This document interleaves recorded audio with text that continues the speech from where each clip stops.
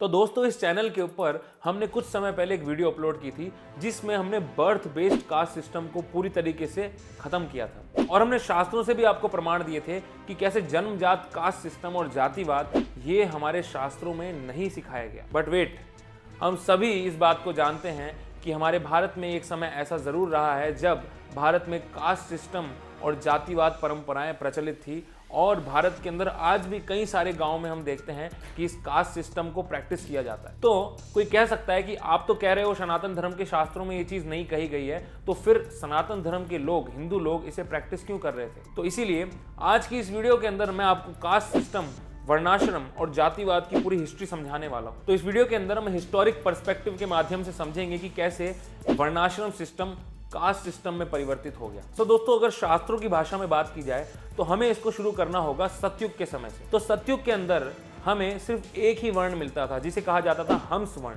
अब इस चीज का वर्णन हमें श्रीमद् भागवत पुराण के 11वें स्कंद के 17वें अध्याय के अंदर मिल जाता है। वहां पर यह चीज क्लियरली बताई गई है कि सतयुग के समय पर सिर्फ एक ही वर्ण हुआ करता था, हंस वर्ण, और उस समय पर पूरी पृथ्वी पर धर्म का राज्य हुआ करता था। अब इसको एकेडमिक टर्म्स में अगर बताया जाए तो एकेडमिक टर्म्स में कहा जाता है कि अर्ली ऋग्वेदिक पीरियड जो है तब तक भी बर्थ बेस्ड कास्ट सिस्टम के कोई ट्रेसेस नहीं पाए जाते थे। अब इसे कई लोग 8000 साल पहले का समय बताते हैं, कई लोग 5000 साल पहले का समय बताते हैं और कई लोग 3-3500 साल पहले का समय बताते हैं। तो उसमें विवाद है, बट अगर शास्त्रों के पर्सपेक्टिव से देखा जाए तो उस समय तक बर्थ बेस्ड कास्ट सिस्टम का कोई भी ट्रेस हमको नहीं मिलता है। अब यहाँ से हम लोग आ जाते हैं महाभारत काल तक। अब महाभारत काल के अंदर भी अगर हम देखते हैं तो महाभारत ग्रंथ को अगर हम कभी पढ़ेंगे तो वहां पर भी हमें बर्थ बेस्ड कास्ट सिस्टम को गलत प्रूव करने के लिए काफी सारे श्लोक मिल जाते हैं। युधिष्ठिर महाराज और कई सारे अलग ऋषियों ने भी इस चीज को बोला था कि एक व्यक्ति ब्राह्मण, क्षत्रिय, वैश्य, शूद्र ये सिर्फ अपनी क्वालिटीज और अपने कर्मों के आधार पर बनता है, ना कि सिर्फ अपने जन्म के आधार। तो क्लियरली हमें यहाँ से ये प्रूव हो जाता है कि महाभारत काल तक भी बर्थ बेस्ड कास्ट सिस्टम का कोई ट्रेस नहीं पाया जाता था। पर यहाँ पर मैं हमारे भारतीय डिस्टोरियंस की कुछ बात आपको बताना चाहता हूँ। मैं उनको हिस्टोरियंस नहीं डिस्टोरियंस ही कहूंगा, क्योंकि उन्होंने महाभारत के अंदर से कुछ ऐसे पात्रों को निकाला और उनको हमारे सामने प्रस्तुत करके ये प्रूव कर दिया कि महाभारत काल में जातिवाद हुआ करता था। और उसमें सबसे प्रमुख पात्र रहा है सूर्यपुत्र कर्ण।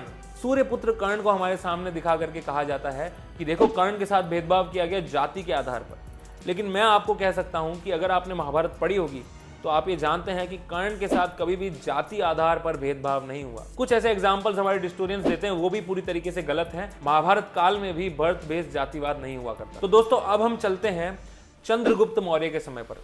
अगर उस समय तक भी देखा जाए तो भारत में रिजिड कास्ट सिस्टम के ज्यादा ट्रेसेस नहीं मिलते हैं।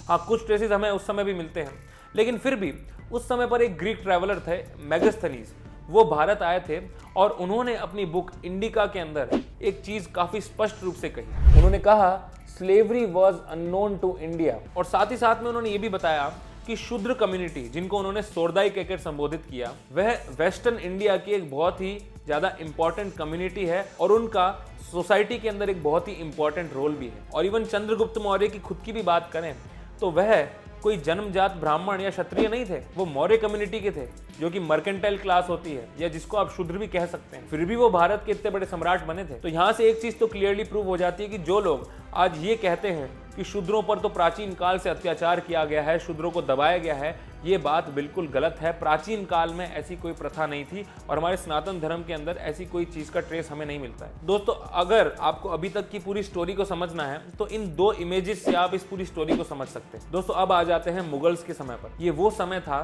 जब भारत को फाइनेंशियली बहुत बड़ा झटका लगा, हमारे भारत की आर्थिक व्यवस्था को बहुत बुरी तरीके से आघात पहुंचा। और ये वो समय था जब भारत की अलग अलग कम्युनिटीज, अलग अलग जातियों के पास अपने सर्वाइवल के अलावा और कोई ऑप्शन नहीं बचा था।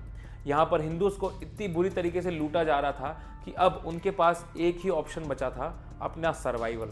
और यहाँ से रिजिड कास्ट सिस्टम ने जन्म लिया। इवन आपको जान के बहुत हैरानी होगी कि शाहजहां के समय पर पूरे राज्य से जो टैक्स कलेक्ट किया जाता था उसका 37% टैक्स उसकी 68 रानियों को अलॉट कर दिया जाता था और अगला 25% टैक्स उसके खास कमांडर्स को दे दिया जाता था। मतलब पूरे के पूरे टैक्स का 62% से भी ज्यादा धन सिर्फ कुछ खास लोगों को अलॉट कर दिया जाता था और बाकी धन अपनी अय्याशी में लगा दिया जाता था। और इसी के कारण फाइनेंशियल इंस्टेबिलिटी भारत के अंदर जन्म ली। साथ में अगर अकबर के समय पर आ जाएं तो सिचुएशंस और भी ज्यादा खराब हो जाती है। उस समय पर पूरे राज्य से कलेक्ट किए जाने वाले टैक्स में से 30% टैक्स सिर्फ टॉप 25 कमांडर्स को अलॉट कर दिया जाता था और बाकी का सारा धन अपनी अय्याशी में लगाया जाता था। अलग अलग बड़े बड़े मॉन्यूमेंट्स बनाने में लगाया जाता था और हमारे ही लोगों को टॉर्चर करने में लगाया जाता था। तो आप खुद ही सोचिए कि भारत की सामाजिक व्यवस्था को कितना बड़ा आघात पहुंचा होगा और आर्थिक रूप से हमारे भारत को कितनी बुरी तरीके से लूट लिया गया होगा। दोस्तों, इस समय तक सनातन धर्म में कुछ ऐसे पंथ भी थे